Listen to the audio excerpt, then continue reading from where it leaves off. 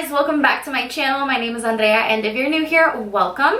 For today's video, I actually wanted to share with you guys my pregnancy story with my second baby girl, Eliana, and I wanted to share with you guys kind of the whole process from when I found out up until 40 weeks when I got induced. And in a later video, I will be sharing my birth story and comparing her birth story with Emma's birth story because they were completely different.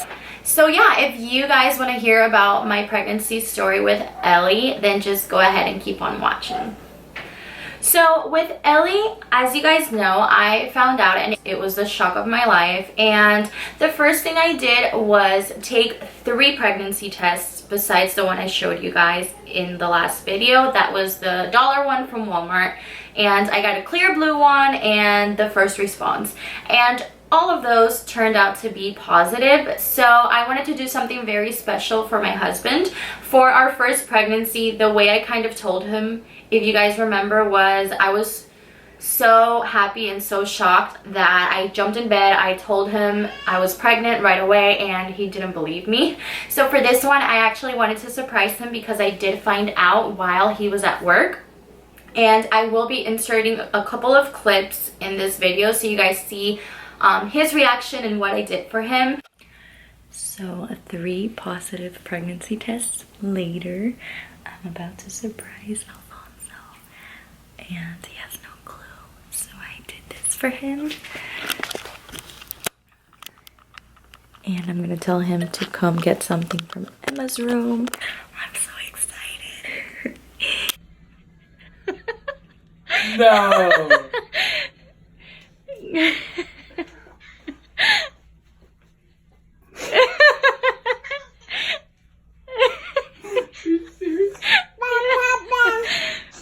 You're pregnant? Yeah.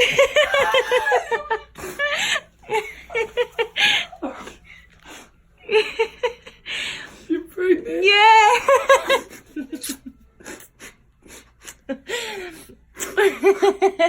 Mama, you have a brother or sister? But he was so happy and it was amazing. That same day I went to my mom's house and let her know, and she was honestly like, I knew it, because as you guys know, she did know. Yo se la voy a pagar.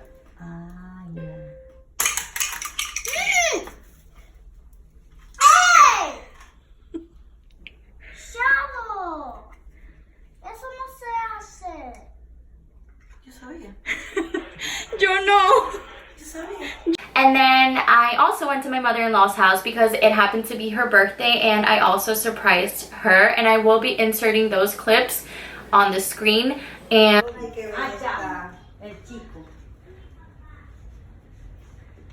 ahí te queda algo en el sobre. Ya sé. ¡Ah! No tengo ni que entrar a verlo. Ya sé. Ya sé. Ya sé. Ya sé. ¡Ah! Ya sabía que estaba esperando de tu cuello de Emma. Ahí viene. Ay, big sister. And I don't know what it is with my family, but they always drop my pregnancy test. But anyway, it was very special. It was really beautiful. It was such a happy day. And after that, I went ahead and called my OB to let them know I was pregnant and to schedule my first appointment.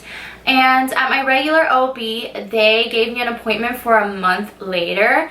So I found out on the 20th and they gave me an appointment for July 15th. And so I did call another OB and scheduled with them just because I couldn't wait a whole month to find out if I was pregnant, if the baby had a heartbeat. I mean, I wanted to know. Given that I have PCOS and I did only have my period once, I had no idea how far along I was once again. So I did want to know as soon as possible. And so I went to this OB and I was 6 weeks. The baby did have a heartbeat and it was amazing to just hear the heartbeat and know that there was a baby in there. Unfortunately, I didn't quite like that office, so I did keep my appointment for my regular OB, and I decided to just continue this pregnancy with them as well. It's a practice of about 6 or 7 different OBs. And so the first time I went to their appointment was July 15th, and I was 8 weeks at the time. So we started off with an ultrasound as well, and there was a heartbeat also. And because I was already 8 weeks, I was much more calm, and I was so happy just because with Emma, I did bleed at 8 weeks, and with this baby, I hadn't bled. And so I was super happy about that. I also decided to wait a little bit longer to tell our family just to be on the safe side.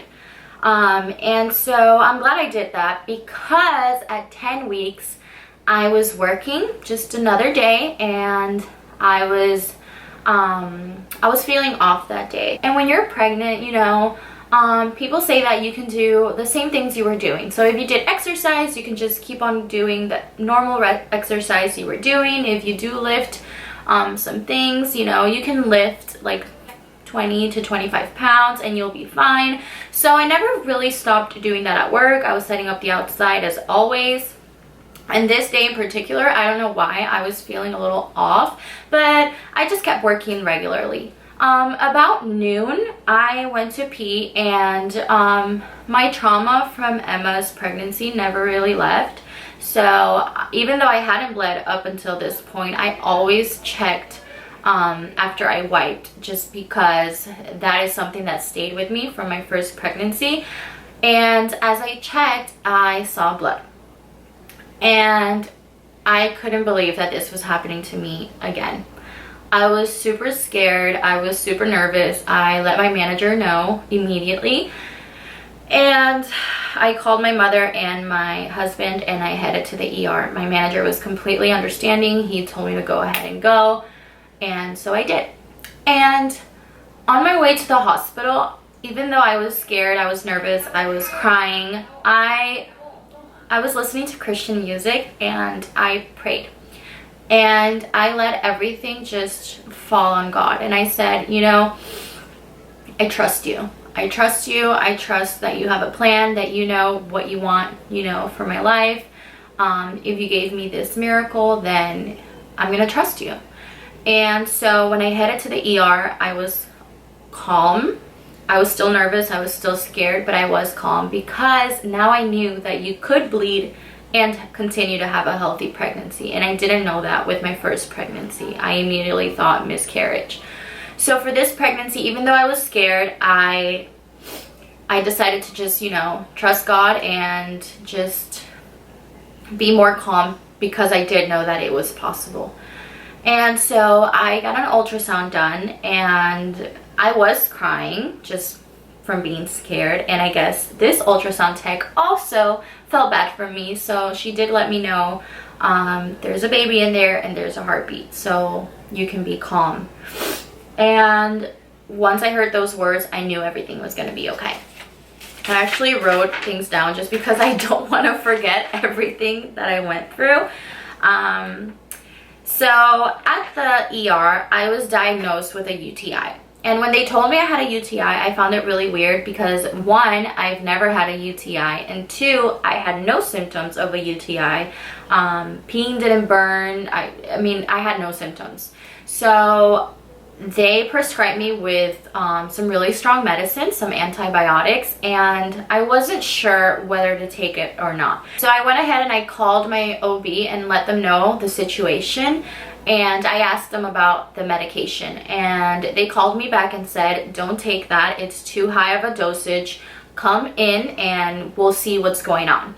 And so I did. They gave me an appointment for 2 days later, and those 2 days I bled more than I had bled with Emma. So I was still quite nervous, but once again, I wanted to just be more calm about it and not worry as much. And so those 2 days passed, and I went to my appointment, and I was almost 11 weeks, and I went and they found a heartbeat. I did my urine test, and a couple of days later they called me and they said, you don't have a UTI, you have a yeast infection, and that might be what's causing the bleed.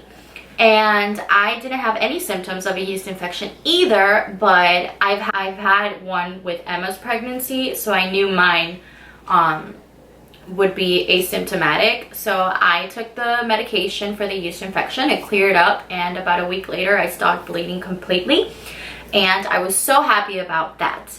And because I stopped bleeding and, you know, I was more confident in this pregnancy, we decided to announce at 13 weeks. With Emma, we announced at 16 weeks because I was so scared of the whole thing. But with this pregnancy, once we made it past the 12 weeks, I was super confident that we were in the clear. And so I decided to let everyone know. And so we hadn't even told our families at this point. Only our parents knew. And so August 10th, I put on a Instagram and Facebook post, which I will show you guys as well. And we decided to announce because the very next day was my husband's birthday and our gender reveal. So everything happened really quick. But before I posted the gender, I did want people to know that we were pregnant. And so that was at 13 weeks. And for the gender reveal, it was such a great day. We did kind of like a B theme, so everything was like he or she, what will it be? And I left everything in charge of my husband's cousin and his boyfriend, and they're one of my dearest friends. They used to work with me, so I left everything in their hands, and they did like a cardboard. They put some balloons on there, and one of the balloons had pink powder with confetti. We didn't know at the time, but yeah. And so we were popping them with darts, and funny enough, the last balloon that was left was literally the balloon that was revealing the gender. And once again, I will put some videos and some pictures so you guys can see how that day went. And everyone thought I was having a boy. Everyone, and I mean everyone. And they even had me thinking I was having a boy at some point. With Emma, I knew it was a girl from the beginning. But with this pregnancy, I kept going back and forth. Some days I thought it was a boy, other days I thought it was a girl. And it wasn't until I had a dream that it was a girl that, like, deep inside, I kind of was leaning more towards girl, but I didn't tell anybody but my husband. And so when we found out it was a girl, I was so happy because I never had a sister. My husband didn't have a sister, and I wanted to have, you know, my two little girls so they can be best friends, have each other for their whole lives, and have that sisterly bond that I'm seeing now develop, and it's absolutely beautiful. And I'm in love with my little girls. And to be honest, I wanted it to be a girl because it was going to be much easier financially on us. I mean, everything I kept from Emma. I kept all her clothes, all her shoes, all her decor. The room was already pink everywhere. So it was going to be just easier financially as well to have a girl. And not that I don't want my boy. I still very much want a boy. But for my second baby, I truly wanted another little girl. And so 13 weeks passed, and the symptoms I had for the first trimester were a lot of nausea. I was constantly sick. I didn't throw up as much, just like Emma's pregnancy. I want to say I threw up a total of 5 or 6 times, but I was sick throughout the day. So I would wake up with morning sickness. I was working with morning sickness. I would get home, and then at night I felt nauseous again. Another symptom that I had was once again sore breasts and nipples, and they hurt quite a lot. They never stopped hurting the whole entire pregnancy. Another symptom I had in my first trimester were terrible headaches, and with Emma I did experience a couple of headaches, but nothing compared to the headaches I experienced this pregnancy. But they quickly went away as well after the second trimester. And so the second trimester was pretty uneventful until we got to 20 weeks. So from the 14 weeks to 20 weeks, I didn't experience much. I did not experience the horrible back pains that I experienced with my first pregnancy, which I'm so thankful I didn't, because those were unbearable. And I did feel Ellie move at 17 weeks, which was something new, and it was because I had a posterior placenta. So a regular placenta. With Emma, I had an anterior placenta, so it was in front, and so it made feeling the movements come much later. But with Ellie, I felt every movement, and boy did she move. I mean, Ellie constantly moved. It was an ongoing thing my whole pregnancy, which I'm so happy about because I would always feel my baby and it made me so happy. And I will be inserting videos as well so you guys can see her moving in my belly. But when we got to 20 weeks, something a little scary did happen. We had the anatomy scan, which is the big ultrasound where they go over, you know, all their limbs, their heart, make sure they have the 4 chambers, look at their kidneys, their brain, and everything. And the ultrasound tech was super chill the whole time, and I loved this ultrasound tech. She's very friendly, very personable, and she always, you know, I always happened to get her, just like with Emma's pregnancy. It was the same lady. And she stayed quiet for a couple of minutes, and I thought that was a little weird, but I was so happy to hear everything was going good that I didn't pay any attention to that. And then when the doctor came in the room and told me about the results and everything, he said everything looks almost perfect. However, there's a little white spot in her heart. And I had never really heard of anything like that. And I know it happens, but you know, I never expected it to happen to me.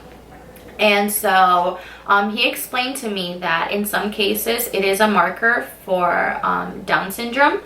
And he was sending me to a specialist to get a level 2 ultrasound. So of course my camera turned off on me, so I don't really know where I left off, but I know I was talking about the level 2 ultrasound and the white spot in her heart.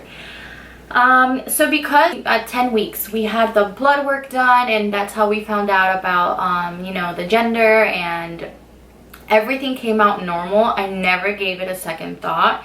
And I was confident that everything was fine with the baby. So when he told me all these things, of course I got a little nervous. But once again, I went home and I prayed, and I left everything in God's hands. And for 2 weeks, I had to think about some really serious things, like, what if I do have a baby, you know, with special needs? What if I do have a Down syndrome baby? And I had to think long and hard and for the possibility of those things. And no matter what, my baby was mine and my little girl was mine, and she was already moving and she was alive, and I was going to keep her no matter what. So there wasn't a doubt in my mind about that. But I was a little nervous just to go in. And once we went in, I got the level 2 ultrasound done, and everything was perfect. And these are the exact words that specialist told me. Everything looks great. She looks amazing. Her heart is fine. Sometimes babies have a little calcium deposit, and it goes away on its own usually when they're born or a little after that. So everything was good. And we had already picked out a name for Ellie, and her name is Eliana, and it means God has answered. And the name couldn't be more perfect for her. I already had this name picked out even before we knew she was a girl, because when we named Emma, we decided that all our babies were going to start with E. And so this name quickly came to my mind because of the beautiful meaning behind it. And with everything from the bleeding and the little, you know, white spot in her heart, I mean, she was an answered prayer. And so that was her name. For her middle name, because Emma's middle name is from my family, you know, my name is Andrea Virginia and her name is Emma Virginia. I wanted to honor my mother-in-law, and her middle name is Ruby, just like my mother-in-law's name. And so her name is Eliana Ruby Reyes, and I think it's absolutely beautiful and meaningful. Something else that happened in the second trimester was I was gaining a lot of weight. With this pregnancy, I gained about 50 pounds, which was something new because with Emma, my whole pregnancy, I gained 27 pounds. And so I was rapidly gaining weight, and I don't think I was eating an overwhelming amount, but I really can't tell you like what it was. I want to say it was having my grandma here at home with me and her cooking me delicious meals and making me, you know, fresh juice and just always feeding me. But it was concerning from for myself because I didn't know what was happening, and I gained a lot of weight. I was showing fast. At 13 weeks, I already had a little belly. At 17 weeks, I definitely had a bump. And at 20 weeks, I had already gained about 20 pounds. And so that was definitely different from my first pregnancy. So that was pretty much it for my second trimester. I did have a lot of energy. I did feel great. Ellie was moving quite a bit. I mean, all day, every day, all hours of the day, morning, afternoon, night, middle of the night, she was always moving. For my third trimester, this is when I started feeling very tired and exhausted, and it wasn't easy, you know, working all day and then coming home and taking care of a toddler. I mean, Emma was already over a year, and she was walking, she was running, she was climbing, she was crawling, she was playing, she was just constantly on the go. And you know, when you're pregnant the first time, or at least in my case, I came home from work and I would take a nap. I would take an hour nap, I would take a 2-hour nap. I was relaxing, putting my feet up, you know. With this pregnancy, that was not a choice I had because I had to take care of a toddler. And so that was really hard on my body. So it was physically hard on me. And once again, the weight gain also was mentally hard on me. Just because people would always comment, oh my God, what a belly. Are you sure you're not having twins? You've gained so much weight since the last time I saw you. And I don't think there's anything as rude as commenting on someone's weight, whether or not they're pregnant. Just, you should never comment on someone's weight, period. It's so tacky. Another symptom I was having in my third trimester was my blood pressure was dropping constantly. I mean, it happened, I want to say 5-6 times, and it was happening at work. And so my husband and I had a talk, and we decided it was best for me to stay home. And this was something different as well, because with my first pregnancy I worked up until 38 weeks. With this pregnancy at 33 weeks, I decided to stay home.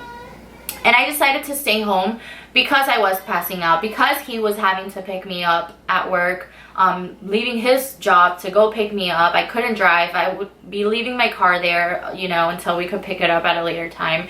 And it just, you know, for my safety, for the safety of the baby, we decided to for me to stay home. It was just safer because I was having fainting spells and I was passing out at work, and it was scary. I mean, everything would just go black. And so I decided to stay home. I'm so glad I did, because those 7 weeks I dedicated completely to Emma. This was going to be such a huge change for all of us. I was going to have 2 under 2. I was going to have 2 under 2. I knew for the first few weeks and few months my attention was going to be mainly on Ellie, and I never wanted to make Emma feel, you know, like she was replaced or anything like that. And I think that's just mom guilt we have as mothers.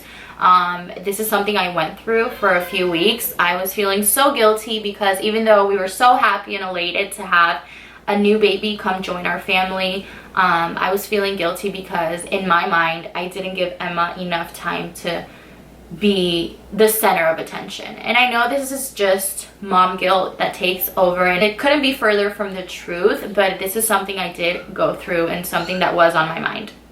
And so I took those 7 weeks to dedicate to Emma, spend a lot of time with her, read to her, play with her, teach her. Something else we did, we moved her to her toddler bed in her own room. She had been sleeping with us since the time she was about 8 months. And so that I wanted to make sure that she would be in her own room, in her own bed, because when the baby came, obviously, as you guys see the bassinet, she was going to be in the room, waking up in the middle of the night, and I didn't want Emma to lose any sleep. And so that went great. She is now sleeping in her own bed through the night. Just, she's such a great sleeper. Then at 30 weeks, we had the maternity shoot, and we did this maternity shoot at a studio, which was different from the first one as well. We did the first one outside, and for this pregnancy, I wanted to do it in a studio, and it turned out beautifully. I'll insert a couple of pictures as well. We incorporated Emma into them as well. And at 34 weeks, we had the baby shower. This is something I went back and forth, and I didn't know whether to have another baby shower because they were so close. They're only 20 months apart, and I feel like people would be like, girl, you just had a baby. Like, why would you be throwing another baby shower? And we did it because we wanted to celebrate Ellie's life also. And the whole family were on board. They wanted to celebrate her as well. So we only had about 15-20 items in the registry. I mean, we didn't need much just because we had everything from Emma. So this was truly just a celebration of her life. And we just got a lot of diapers and a lot of wipes and things like that. But it was a beautiful day as well. And then at 36 weeks, you know, you start going every single week. And Ellie did not want to come out. I was not dilating at all. I mean, I was at 0. At 36 weeks, I was at 0. At 37 weeks, I was at 1. And from 37 weeks to 40 weeks, nothing changed. She did not want to come out. I hadn't dilated anything, and I was feeling a ton of contractions, a ton of pressure, a ton of movement still, but I could definitely tell she was a lot bigger because even though I was still feeling a lot of movement, they were different. And I knew that I didn't want to go past 41 weeks because with Emma, she was such a big baby. That I was scared I was gonna have a huge baby as well. The fact that she didn't want to come out at all was making me so nervous. So my last appointment was at 39 weeks and 6 days, and we decided to go ahead and set up an induction for the very next day, which would be at 40 weeks. And this induction was probably not a good idea, but you guys are gonna have to hear about that in my next video where I compare my birth stories, because Emma's was unmedicated and completely natural, and Ellie, I did get induced and I ended up getting the epidural. And so I will be sharing my birth stories and how they kind of compare. But yeah, guys, this is it for my pregnancy journey. It was a beautiful pregnancy, a scary pregnancy at times, but I'm very thankful, grateful, and so appreciative of the fact that my body was able to carry another miracle baby, and that we have Ellie here with us. And I couldn't love her more. Her daddy couldn't love her more. Her sister couldn't love her more. We're just so happy that she came to complete our family. And if you guys enjoyed this video, please give it a thumbs up and subscribe to my channel. Leave me a comment down below and go ahead and throw me some ideas for future videos. And I'll see you guys in my next video. Bye. You guys, I did not want to finish this video without introducing you to my baby Ellie. This is the happiest baby I've ever seen in my whole entire life. I mean, she wakes up with a smile on her face. She goes to sleep with a smile on her face. Don't get it twisted though. She's a little feisty girl, just like her sister, especially when she's tired. But she's such a good baby. And yeah, this is my Ellie girl. Say hi. Say hi, mamas. Bye, guys.